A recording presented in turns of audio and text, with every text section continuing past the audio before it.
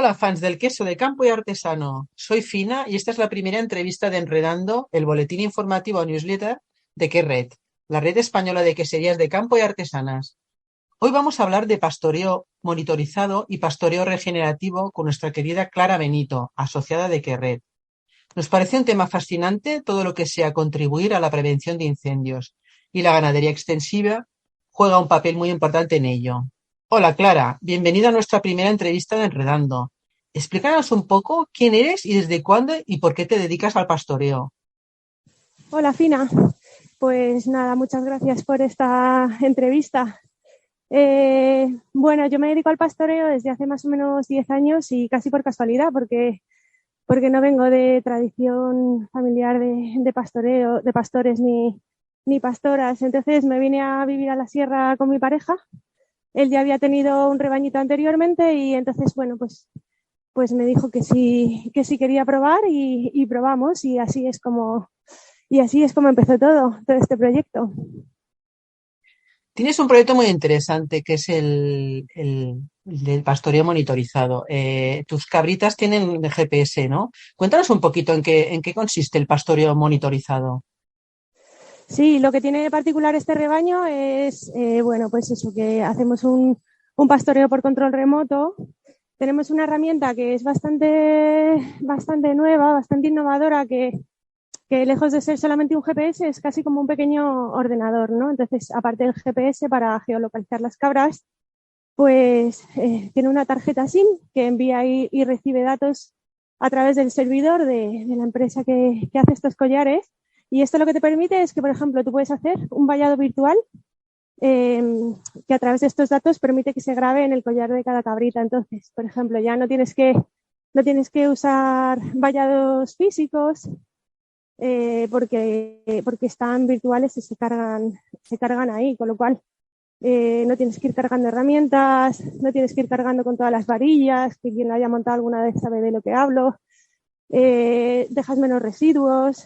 Bueno, todo esto puedes también montar un pastor, como es virtual, en sitios que al principio serían como más inaccesibles, ¿no? Que no llegarías con todo ese material. Entonces, bueno, aparte de todas esas ventajas, tiene muchas más. Tiene 2 placas solares para que se carguen las baterías. Eh, Tiene un altavoz que emite el estímulo sonoro que las cabritas reconocen cuando se están acercando al límite y las indica que ya no pueden sobrepasar ese límite. Para aprender, aprenden igual que en un pastor eléctrico de toda la vida. Sobrepasan el límite esa primera vez, les da una pequeña descarga que el collar transmite a través de la cadena que lleva en el cuello por la batería y entonces al final la cabrita la aprende y bueno, la descarga es más pequeña que la que da un pastor eléctrico normal, pero las cabras son muy listas, entonces la aprenden rápido y al final, en cuanto oyen el estímulo sonoro, ya saben que se están acercando al límite que no pueden rebasar.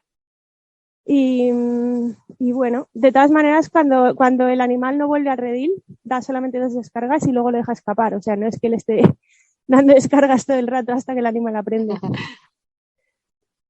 ¿Y Y tienes bueno, pues alguna anécdota que explicarnos sobre este tema del GPS y las cabras? sí, como decía, esto, bueno, tiene muchas ventajas. Una de ellas es poder geolocalizar a las cabras continuamente. Una vez sí me pasó, claro, yo esto en el día a día lo pienso y digo, madre mía, si no tuviera esta herramienta, o sea, una vez que la tienes como que se te hace imprescindible, ¿no? Y entonces una vez me pasó que me daba la señal de una cabra en mitad de la carretera y entonces fui corriendo porque pensé que igual estaba atropellada y fui al lugar y no estaba y no la encontraba, pero la oía. Y digo, pero bueno, ¿dónde estará esta cabra? Y de repente voy exactamente donde localiza el GPS y me doy cuenta de que está metida como en uno de estos túneles que hacen de la carretera para que pase todo el agua y eso. Bueno, pues estaba ahí metida, o sea, jamás hubiese encontrado esa cabra si no llega a ser por el localizador. Otras 2 cabras se me perdieron en el monte, se me cayeron en un viejo pozo. Tampoco las hubiera localizado jamás si no hubiera tenido el GPS. Entonces, bueno, pues la verdad que es una herramienta que para mí es un antes y un después. Te permite también mucho más tiempo libre, que creo que es generalmente el mayor deseo de toda persona que ejerce esta profesión, tener algo más de tiempo libre. Y bueno, pues eso, como decía, se generan menos residuos, no entorpeces con vallados físicos el paso de animales silvestres. Bueno, para mí, o sea, tiene ventajas infinitas trabajar con esta herramienta. También para ellas, bienestar animal. Ellas siguen sus propios ciclos y sus propios horarios y no tienen que estar sujetas a los míos, ¿no? Entonces, a lo mejor yo ya las dejo cerradas en un vallado virtual comiendo y de noche pasan la noche ahí, cuando se despiertan comen y no tienen que estar esperando a que yo venga a abrirlas entonces es fenomenal. Yo llego, ya están rumiando, las dejo que terminen de rumiar, las ordeño, salen, entonces bueno, creo que es como beneficioso para todas, para mí, para ellas, y es pues eso, una maravilla, la verdad. Sí, es fundamental lo del bienestar animal. A veces se malinterpreta un poco el tema de cómo se trata a los animales. Contigo aprendí un concepto muy curioso, ¿no? Cuando hice el artículo aquel de prevención de incendios y el queso y el pastoreo, que era la paradoja pastoral. En realidad, tu proyecto se basa en el pastoreo regenerativo, ¿no? Para la prevención de incendios. ¿Y qué función cumplen realmente el rebaño? Pues mira, el pastoreo regenerativo ahora, bueno, lo llamamos así porque realmente lo es, pero no es más que intentar hacer como se hacía antes.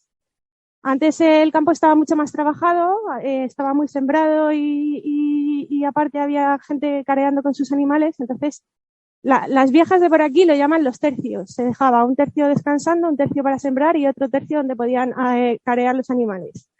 Entonces, claro, el campo estaba muy trabajado, se compaginaba la ganadería con la agricultura y entonces el suelo tenía una fertilidad que ahora no tiene porque el campo se ha abandonado, se ha echado a perder. Entonces lo que queremos nosotros es un poco volver a eso, ¿no? A hacer un pastoreo controlado, un pastoreo en el que cuando tú haces un vallado, bueno, tú parcelando lo que consigues es que coman lo que más les gusta, pero también lo que les llama menos la atención, ¿no? Es la única manera de conseguir como un pastoreo homogéneo de toda esa zona y de que se regeneren todas las especies, ¿no? de allí.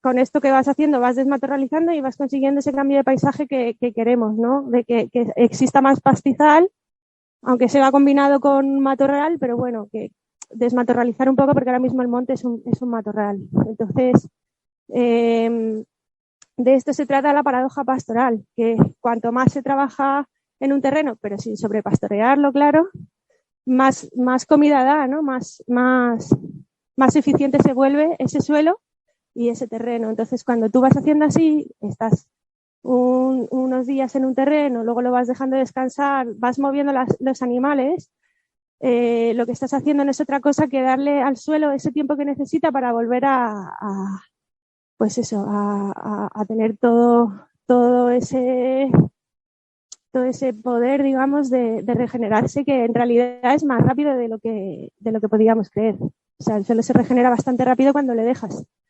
Pero se trata de eso, de controlarlo, no de estar siempre en la misma zona, porque entonces la sobrepastoreas y la machacas, ni tampoco de no pasar nunca por algunas zonas que están totalmente abandonadas y el monte se cierra y se pierde. Y en eso consiste. ¿Y pastoreáis también por bosques o solo por zonas así delimitadas, así, pues como por ejemplo, me parece que era una zona de cortafuegos, ¿no? Donde estabais practicando el pastoreo. Sí, nosotros tenemos un contrato con bomberos, trabajamos con ellos y vamos manteniendo fajas cortafuegos que ellos previamente desbrozan, ¿no? Entonces ellos hacen un primer desbroce y luego mis animales van haciendo el mantenimiento. Pero luego además también vamos parcelando por toda una zona. Sí, esto es más montaña, entonces estamos más en zona de montaña. Aquí en esta parte donde nosotros vivimos, que es zona Sierra Norte de Madrid, lo que nos encontramos en muchos de estos pueblos es que hay mucha jara. Entonces, bueno, las cabras son ideales para eso, es que no hay otro animal que se coma la jara. Entonces, pues bueno, claro, nosotros vamos trabajando por aquí, aparte de las fajas cortafuegos que hacemos con los bomberos, vamos haciendo nuestro propio parcelario, digamos, en el que las vamos moviendo y cambiando pues eso, para ir recuperando todo el vigor del suelo. ¿Y por qué crees que es necesario el pastoreo regenerativo o la ganadería extensiva?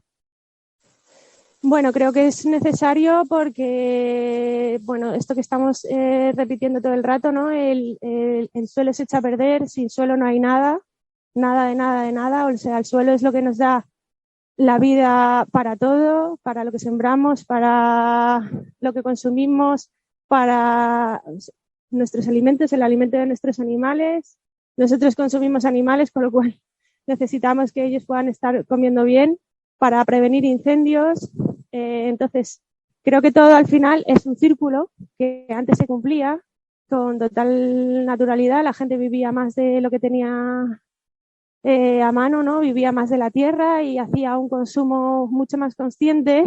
Yo cuando hablaba con las pastoras que vivían por aquí, les preguntaba a la gente, ¿y cuántas cabras tenías o cuántas ovejas tenías? Decían, pues las que podía tener. Entonces, yo creo que esa frase resume todo, ¿no? Pues las que podía tener. Sí. O sea, depende del prado que tuviese, de la siembra que hubiese hecho y de la paja que fuese a tener para el invierno. Entonces todo era mucho más consciente, todo era mucho más cercano. Y entonces, bueno, pues creo que es verdaderamente importante volver a eso. Creo que los animales encerrados no hacen nada.